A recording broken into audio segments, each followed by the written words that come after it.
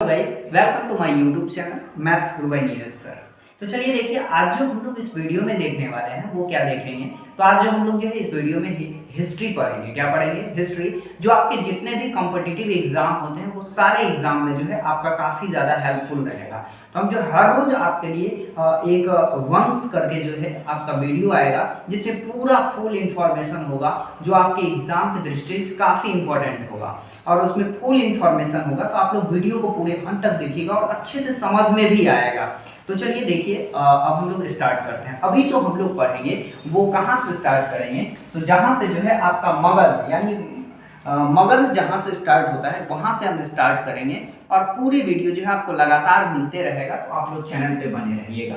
देखिए, तो सबसे पहले जो हम लोग को पढ़ना है वो हसीन मसुक शाह। इससे आप याद रखिएगा कि कौन कौन से वंश जो है इस पे शासन किया था। हसीन मसुक शाह। इससे आप याद रखेंगे मगध पे कितने वंश शासन किए थे। तो पहला जो हो जाएगा ह से हर्यक वंश। पहला क्या होगा? ह से हर्यक वंश हो जाएगा और सी से क्या हो जाएगा? तो इससे हो जाएगा शिशुनाग वंश। क्या हो जाएगा? शिशुनाग वंश। इसमें किसके बारे में पढ़ेंगे? तो शिशुनाग वंश के बारे में पढ़ेंगे। 100 से आपको याद रखना है शिशुनाग वंश और 9 से याद रखना है नंद वंश। कौन सा वंश हो जाएगा? नंद वंश हो जाएगा। और 9 से याद रखना है आपको मौर्य वंश। कौन सा वंश? मौर्य वंश यहां हो जाएगा। और सु से जो है ये कौन सा वंश हो जाएगा? तो ये शुंग वंश हो जाएगा। कौन सा वंश हो जाएगा? शुंग वंश यहाँ पे हो जाएगा। और क से क्या हो जाएगा? तो क से कण्व वंश हो जाएगा। क्या हो जाएगा? कण्व वंश। यानी इसमें हम लोग कण्व वंश के बारे में पढ़ेंगे और यहाँ पे किसके बारे में पढ़ेंगे? तो सातवाहन वंश के बारे में। किसके बारे में? सातवाहन वंश। तो इस तरीका से जो है आप याद रख सकते हैं कि किसके बारे में किससे याद रखेंगे? हसीन मसुक शाह। देखिए, जैसे ये ट्रिक है वैसे ही आपको याद रखना है। वैसे ही ये लोग राजा भी जो है क्या किए थे? शासन किए थे।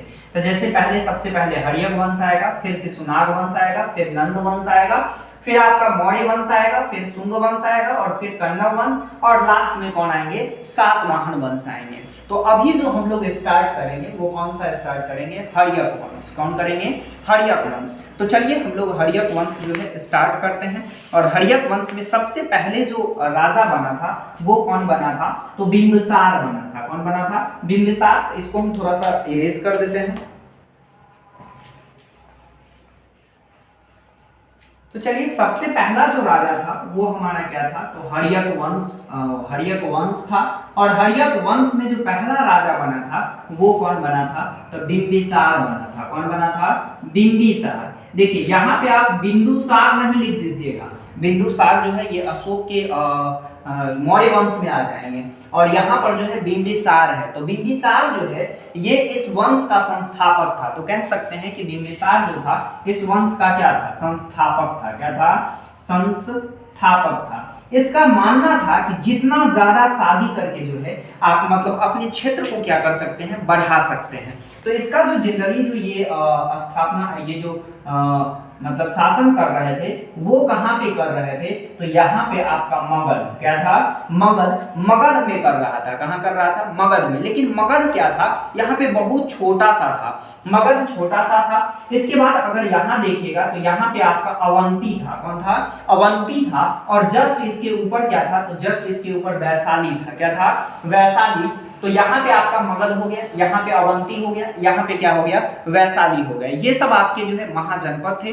तो यहाँ जो है ये कौन शासन कर रहा था? बिंबिसार कर रहा था। बिंबिसार जो है इस वंश का संस्थापक था और बिंबिसार जो है काफी सारी शादियां भी की ताकि ये अपने क्षेत्र को क्या कर सके? विस्तार कर सके। क्योंकि मान लीजिए जिस राजा की बेटी से शादी करेगा उसे कुछ ना कुछ दहेज में मिलेगा ही मिलेगा और ये तो फिक्स है कि जमीन तो मिलेगा ही दहेज में। तो उसे जो है काफी ज्यादा जमीन मिलता था। ये 4 शादियां किया। कितने शादी किया? तो 4। तो यहाँ पे हम लिख देते हैं इसकी शादी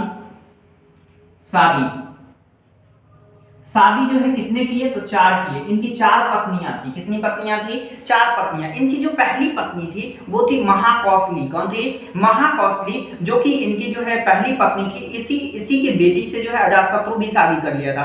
तो इनकी पहली पत्नी जो थी ये कौन थी? महाकौशली। क्या नाम था इसका? महाकौशली। महाकौशली जो है इनकी पहली बीवी थी। और फिर अगली जो बीवी हुई ये आपकी दूसरी बीवी जो थी ये चेल्हना थी। कौन थी? चेल्हना थी। और तीसरी क्षेमा थी और चौथी जो है अम्रपाली थी। तो दूसरी कौन थी? चेल्हना। दूसरी कौन थी? चेल्हना।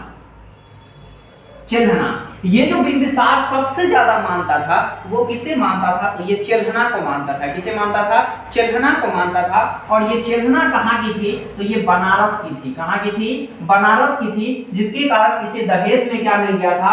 बनारस भी मिल गया था। क्या मिल गया था? दहेज में बनारस मिल गया।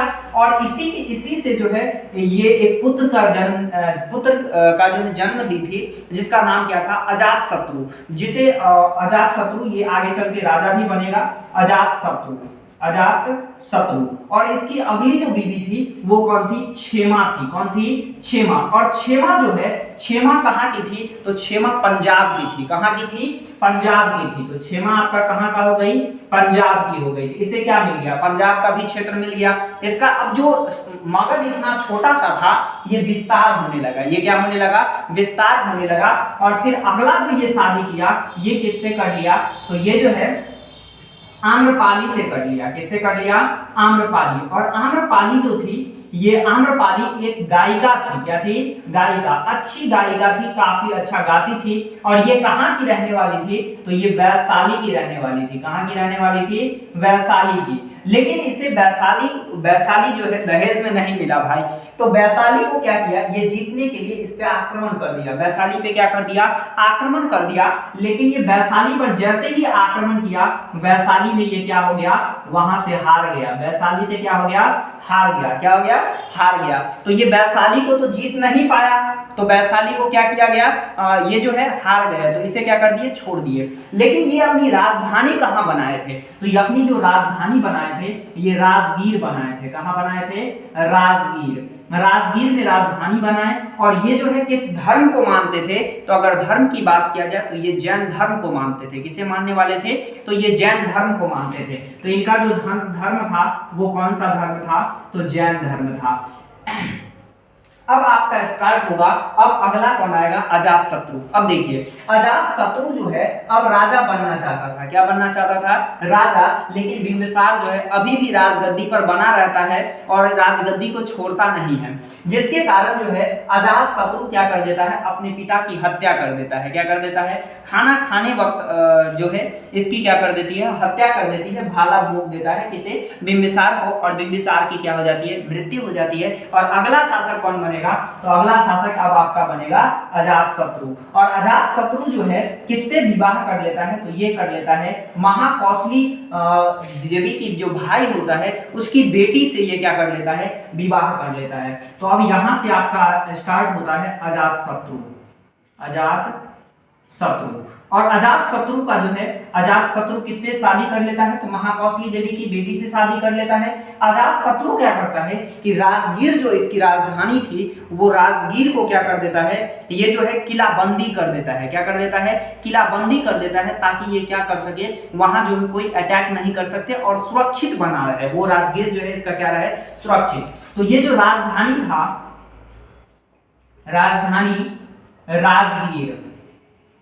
राजगीर को किलाबंदी कर देता है। क्या कर देता है? किलाबंदी कर देता है और इसे जो है सुरक्षित बना लेता है।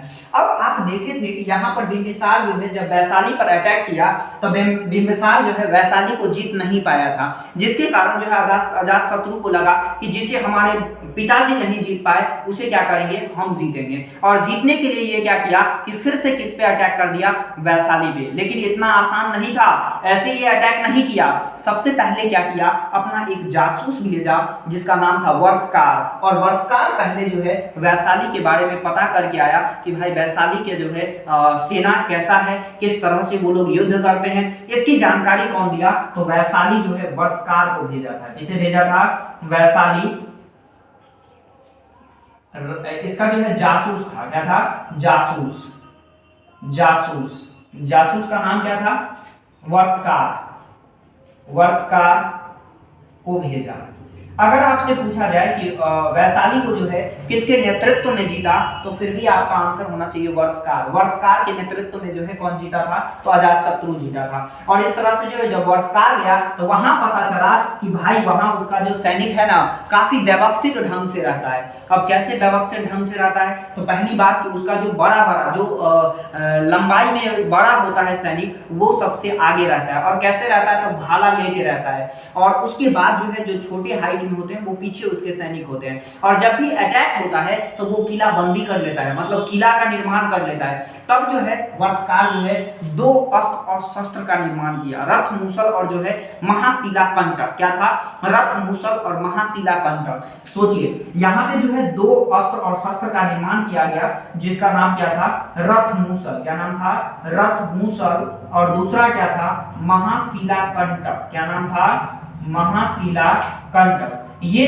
दो जो है इनके अस्त्र शस्त्र थे, रथ मूसल और महाशिला कंटक। जो आपका रथ मूसल था, रथ मूसल का काम था जो आगे का सैनिक है उसे मारना। आगे के सैनिक का जो है मारने के लिए कौन था, तो रथ मूसल। आगे के सैनिक को मारना, मारने के लिए क्या था, रथ मूसल था। लेकिन महाशिला कंटक क्या था, तो महाशिला कंटक था कि भाई वो जो किला निर्माण कर लेता था, वो किला को तो सबसे पहले तोड़ा जाना चाहिए ना। तो किला तोड़ने के लिए जो बनाया गया था वो क्या था, तो महाशिला कंटक। ये किसके लिए था, किला तोड़ना। क्या था, किला तोड़ना, यानी किला तोड़ने के लिए जो है क्या बनाया गया था, तो ये आपका जो है महाशिला कंटक को बनाया गया था। अब देखिए, अब जो आगे स्टार्ट होता है ये राजगीर इसकी जो राजधानी थी उसका तो ये किलाबंदी कर ही लिया था। अब ये जो है बौद्ध धर्म को मानता था। ये किसे मानता था, बौद्ध धर्म को। कौन मानता था, अजातशत्रु। अजातशत्रु किसे मानता था, तो ये बौद्ध धर्म को मानता था, बौद्ध धर्म को मानता था। इसी के समय जो है बौद्ध धर्म की पहली संगति हुई थी। क्या हुई थी, पहली संगति हुई थी। और ये कब हुई थी, तो ये हुआ था आपका 483 में। बौद्ध धर्म की पहली संगति इन्हीं के समय हुआ था, इन्हीं के समय हुआ था। अब इसका जो बेटा था, इसका बेटा का नाम था उदायीन। क्या नाम था, उदायीन। अब उदायीन भी यही काम करेगा जो कौन किया है, तो जो है आपके कौन किए हैं, अजातशत्रु किए हैं। तो उदायीन भी क्या करता है कि अजातशत्रु की हत्या कर देता है। क्या कर देता है, हत्या कर देता है। और क्या बन जाता है, राजा बन जाता है। तो यहाँ पे हम आपको समझा देते हैं। ये अब जो तीसरा राजा बनेगा, तीसरा राजा कौन बनेगा, तो ये बनेगा आपका उदायीन। कौन बनेगा, उदायीन। अब उदायीन क्या करता है कि उदायीन भी पिता की हत्या कर देता है। तो इसे भी क्या कहते हैं, पितृहंता कहते हैं। पितृहंता का अर्थ होता है पिता की हत्या करने वाला। और अजातशत्रु का अर्थ होता है जो कभी जो है हारता नहीं है, उसे क्या कहते हैं, अजातशत्रु। अब उदायीन क्या किया कि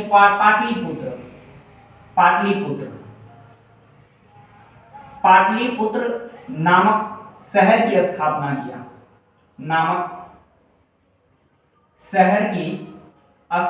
किया, पाटलिपुत्र नामक शहर की क्या किया, स्थापना किया। और ये जो है उतना ज्यादा योग्य नहीं था, तो ये अपनी राजधानी को भी कहां बना लिया, तो इसकी राजधानी भी कहां हो गई, तो पाटलिपुत्र ही हो गया। यानी इसकी राजधानी पाटलिपुत्र। राजधानी कहां हो गया, पाटलिपुत्र। और ये इतना ज्यादा योग्य नहीं था, तो ये क्वेश्चन काफी ज्यादा पूछता है कि पाटलिपुत्र नामक शहर की स्थापना कौन किया, तो ये कौन किया, उदायीन किया। और ये योग्य नहीं था, तो इसका अगला शासक जो आया वो कौन आया, तो चौथा शासक आया आपका नागदशक। कौन आया, नागदशक। और ये भी बकलोल शासक आ गया। कौन आ गया, नागदशक भी क्या था, बकलोल था। यानी ये भी इतना योग्य नहीं था। और ये अपने जो सेनापति बना लिया, ये सेनापति किसे बना लिया, तो शिशुनाग को बना लिया, सेनापति। और इसका सेनापति कौन था, तो शिशुनाग था। अब भाई शिशुनाग देखा कि ये नागदशक जो है ये तो पूरे बकलोल है भाई। अब मान लीजिए अस्त्र शस्त्र भी पूछता है, नागदशक शिशुनाग से पूछता है कि भाई ये कौन सा अस्त्र है, तो ये कहता है सर ये रथ मूसल और महाशिला कंटक है। अब सोचो जो राजा इतना बकलोल होगा, जो सेनापति से ही पूछेगा कि ये क्या है, तो वो सेनापति क्या इसे छोड़ेगा, नहीं छोड़ेगा। और ये शिशुनाग जो है किसकी हत्या कर देती है, तो नागदशक की हत्या कर देती है। और नागदशक का क्या हो जाता है, अंत हो जाता है। और इसी के साथ साथ हर्यक वंश का भी अंत हो जाता है। और हर्यक वंश का अंत होते ही शिशुनाग किस वंश की स्थापना कर लेता है, तो शिशुनाग वंश की स्थापना कर लेता है। किस वंश की? शिशुनाग वंश की स्थापना कर लेता है और ये हर्यक वंश जो है आपका यहाँ पे खत्म हो जाता है। तो आई होप ये वीडियो आपको अच्छा लगा होगा और वीडियो में जो भी कुछ बताए हैं वो आपको समझ में आया होगा। अगर अच्छा लगे तो वीडियो को लाइक कर दीजिए, चैनल को सब्सक्राइब कर दीजिए और इसी तरह से जो है हर रोज जो है आपको कंटेंट मिलता रहेगा, तो आप चैनल से बने रहिएगा। तो चलिए आज के लिए इतना ही रहने दीजिए।